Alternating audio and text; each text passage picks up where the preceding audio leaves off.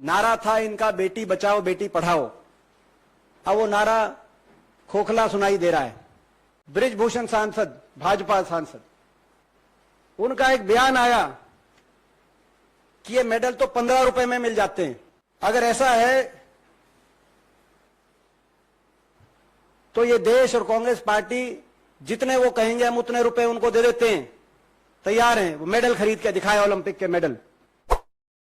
Medals को बहाना किसी भी खिलाड़ी के लिए अपने प्राण त्यागने से कम नहीं। ऐसा दुखद उनका सरकार, कैसी सरकार होगी जिसने उनको मजबूर कर दिया ये सोचने पे।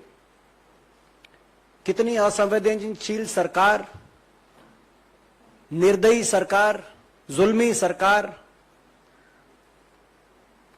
जिस सरकार से उनको न्याय की उम्मीद तक नहीं थी और वो वहां पहुंच गए। मगर उससे बड़ा सवाल हम पूछना चाहते हैं माननीय प्रधानमंत्री जी से और सरकार से कि सरकार की तरफ से अपील तक नहीं की गई। जो मंत्री प्रधानमंत्री जी से लेकर खेल मंत्री तक जो मेडल आते थे तो इनके साथ तस्वीर खिंचाने के लिए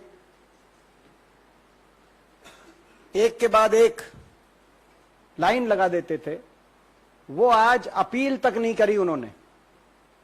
दुनिया में क्या संदेश गया आप अंदाजा लगा सकते हैं। उन्होंने ये भी नहीं कहा कि आपके साथ न्याय होगा, हम निष्पक्ष जांच कराएंगे, ऐसा मत करिए।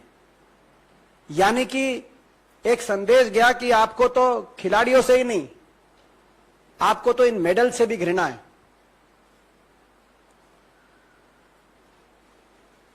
मैं पूछना चाहता हूं इस सरकार से, आप यूनिफॉर्म सिविल कोड की बात करते हैं, क्या वो यूनिफॉर्म सिविल कोड भाजपा के सांसदों और नेताओं पे लागू नहीं है या नहीं होगा? क्या उनके लिए अलग कानून है इस देश में, बाकी लोगों के लिए अलग कानून है? क्या कारण है कि सरकार एक ऐसे आरोपी को, जिसपे साथ साथ हमारी बेटियों ने इस तरह का ऐसे गंभीर आरोप लगे हों, पूरी सरकार भारतीय जनता पार्टी ऐसे आरोपी को बचाने के लिए अपनी पूरी मशीनरी झोंक रही हो? क्या कारण है कि यह केवल पहला उदाहरण भी नहीं है। भाजपा की इस तरह के चाल चलित चेहरे को हमने पहले भी देखा। हरियाणा के हमारे खेल मंत्री संदीप सिंह, उन पे इस तरह के आरोप लगे हुए हैं, लेकिन वो आज भी कैबिनेट में। और जब भी कभी कोई बात देश में इस तरह की आती है, हाथरस की बात हो, कठुआ की बात हो, हरियाणा में मंत्री संदीप सिंह पे लगे आरोपों की बात हो, या अभी बृजभूषण सांसद पे बात हो, क्यों एक पार्टी ऐसे आरोपियों को बचाने के लिए, का बचाव करने के लिए, एक राजनीतिक दल, नारा था इनका बेटी बचाओ बेटी पढ़ाओ, अब वो नारा खोखला सुनाई दे रहा है। और वो नारा अब लगता है कि नारे की परिभाषा अब हो गई है कि बेटी बचाओ और बेटी भाजपा के नेताओं से बचाओ। क्योंकि यदि अगर भाजपा के किसी नेता पे, पदाधिकारी पे गंभीर आरोप लगेंगे किसी बेटी के साथ कोई गलत हरकत करने के, तो सरकार उन बेटियों को न्याय नहीं दिलवाएगी, सरकार उन बेटियों की नहीं सुनेगी। जहां हम प्रश्न पूछ रहे हैं कि प्रधानमंत्री जी ने अपील तक क्यों नहीं करी, खेल मंत्री ने अपील तक क्यों नहीं करी, सरकार ने अपील तक क्यों नहीं करी, वहां दूसरा पहलू यह है कि जो आरोपी है बृजभूषण सांसद, भाजपा सांसद, उनका एक बयान आया कि ये मेडल तो 15 रुपए में मिल जाते हैं, 15 रुपए में। अगर ऐसा है तो ये देश और कांग्रेस पार्टी जितने वो कहेंगे हम उतने रुपए उनको दे देते हैं, तैयार हैं। वो मेडल खरीद के दिखाए, ओलंपिक के मेडल। क्या कारण है कि आज देश की आजादी से अब तक 23 इंडिविजुअल मेडल आए, देश के 23 इंडिविजुअल मेडल। इन 23 इंडिविजुअल मेडल में से 11 अकेले हरियाणा प्रदेश के मेडल हैं। आज आप बेटियों के न्याय दिलाने के प्रश्न को राजनीतिक, प्रादेशिक, धर्म, जाति की परिभाषा से, दृष्टि से के आधार पर देख रहे हैं। ये देश, भारत देश वो देश है, हमारे देश की संस्कृति वो संस्कृति है। यहां हर बेटी की इज्जत पूरे देश की इज्जत है। यहां पे अपने दुश्मन की बहन बेटी को भी अपनी स्वयं की बहन बेटी के रूप में देखा जाता है। ये वो देश है।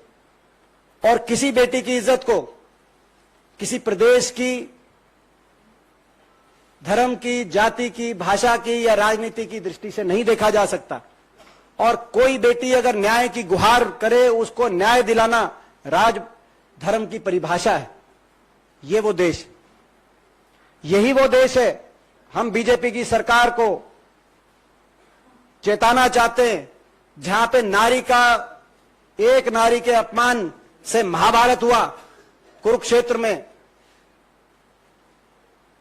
आपने जब एक और संसद भवन का उद्घाटन हो रहा था, जिस तरीके से बेटियों को घसीट घसीट के दुनिया के सामने जो नजारा आपने दृश्य रखे, हम चेताना चाहते हैं आप देश के धैर्य की परीक्षा और ना लें। दुखद है कि इस मामले को, जैसे मैंने कहा कि राजधर्म में बेटी की इज्जत सर्वोपरि है, लेकिन इस मामले को अलग अलग दृष्टि से देखा जा रहा है। आखिर हरियाणा से, अगर हरियाणा की बात करते हैं, क्या हरियाणा की बेटियों की इज्जत और हरियाणा की बेटियों को न्याय इस देश में नहीं मिलेगा? आखिर क्यों खिलाड़ियों से, मेडलों से ये इतनी घृणा कर रहे हैं? गौरवशाली इतिहास है हरियाणा प्रदेश का। बॉक्सिंग में मैं एक उदाहरण देना चाहता हूं। 23, जैसे मैंने कहा कि 23 हमारे देश के इंडिविजुअल मेडल आए आज तक, जिसमें 11 हरियाणा के आए, हरियाणा के खिलाड़ी लेके आए। हमें गर्व है इस बात पे। मगर वो हरियाणा खिलाड़ी नहीं थे, देश का तिरंगा हाथ में लेके मेडल लेके आए। जनगण मन की गूंज दुनिया के कोने कोने में गई। बॉक्सिंग पे मेडल बैठे हमारे आइकन देश के हमारे भाई विजेंद्र लेके आए। रेसलिंग, महिला रेसलिंग की पहली मेडल हमारी बहन साक्षी मलिक लेके आई।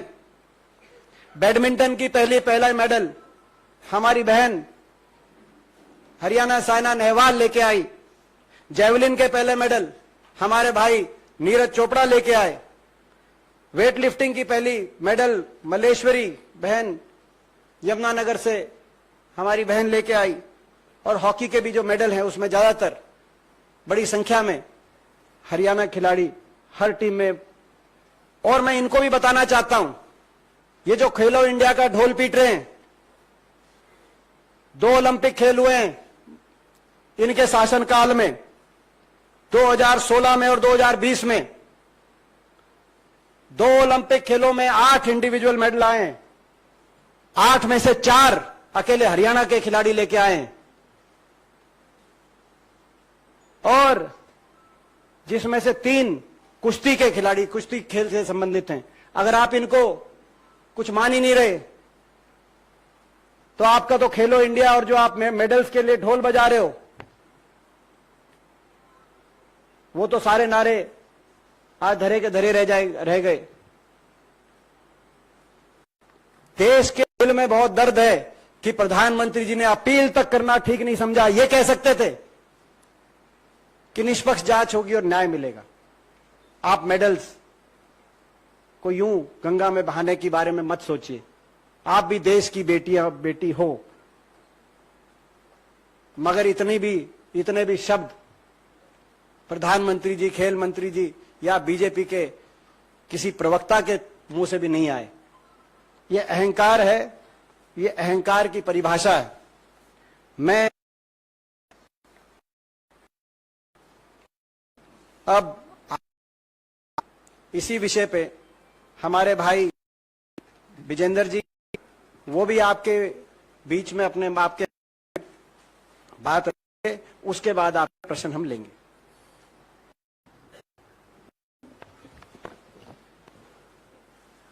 धन्यवाद आप सबका। और काफी विस्तार से दीपेंद्र जी ने बताया कि हरियाणा के जो लड़के लड़कियां हैं कितनी मेहनत से ओलंपिक में मेडल जीत के लेके आते हैं। लेकिन जैसे ही मैंने कल न्यूज देखी कि हमारी बहनें साक्षी और विनेश फोगाट अपने मेडल गंगा नदी में बहाने जा रही हैं, तो मेरे को एकदम मोहम्मद अली साहब की याद आ गई। मोहम्मद अली साहब जो एक मशहूर मुक्केबाज रहे हैं, जिनको कैसिस क्ले के नाम से जाना जाता है। जब उनके ऊपर जब यूएस में गोरे काले की नीति चल रही थी और उनको एक रेस्टोरेंट में दाखिल नहीं होने दिया जा रहा था कि उन्हें बताया कि मैं ओलंपिक गोल्ड मेडलिस्ट हूं, तो उन्होंने उसको बाहर फेंक के मारो, बोला कि तेरे जैसे ओलंपिक मेडलिस्ट बहुत आते हैं। तो इस बात से आहत होके वो उसने अपना ओलंपिक मेडल ओहियो नदी में फेंक दिया था। उसके बाद जो क्रांति आई थी पूरे यूएस में, और आप देख सकते हैं कि यूएस दुनिया का सबसे नंबर 1 मुल्क है, तो ऐसे लोगों की वजह से वहां के लोगों ने उन लोगों का साथ दिया कि भैया नहीं, रंग भेद नहीं है, हमें नहीं अलाउड है। लेकिन हमारे यहाँ उल्टा होता है। हमारे यहाँ जब हमारी बहनें ओलंपिक मेडल नदी में फेंकने जाती हैं तो वहां सबसे पहले उनका मजहब पूछा जाता है, हिंदू है या मुस्लिम है। चलो हिंदू हैं। फिर उनको कास्ट में बांट दिया जाता है, अच्छा तुम जाट हो, अच्छा ये वो है, ये वो है, ये वो है।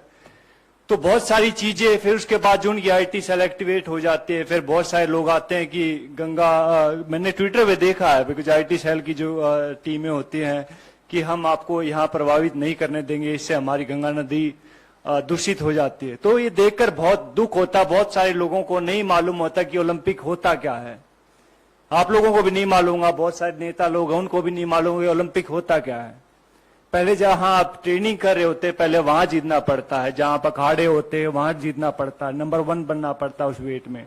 फिर जाके आपको डिस्ट्रिक्ट में ट्रायल होती है कि लाइक भैया मैं भिवानी का रिप्रेजेंट करता हूं तो मैं यहाँ पे ट्रायल दूंगा, वहां 4-5 अकेडमी और होती है, वहां जीतना पड़ता है।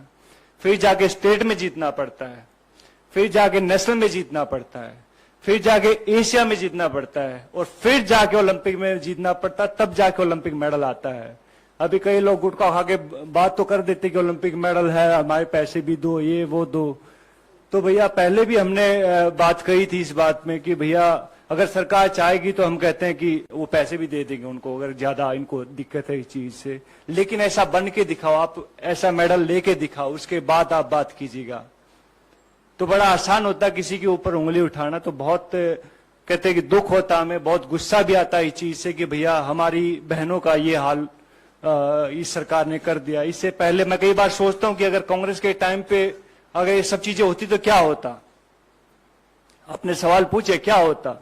सबसे पहले आई थिंक उसको मिनिस्टर को हटाया जाता, जो भी उसका सदस्य है, जो जहां तक मुझे मेरी सोच है। बिकॉज मैंने राजनीति को जब तक समझ आई है तब तक मैंने बहुत देखा, कांग्रेस को बहुत करीब से देखा है, और अभी मैं बीजेपी को देख रहा हूं तकरीबन 8-9 साल से।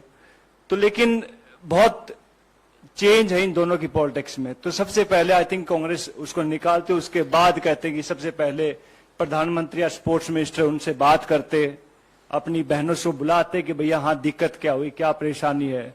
बहुत सारे लोग कभी कुछ बोलते रहते हैं, लेकिन हम उनके साथ थे, आगे भी हैं और आगे भी रहेंगे। तो मैं चाहूंगा कि विनेश और साक्षी को कहते कि आप लोग सब उनका साथ दें।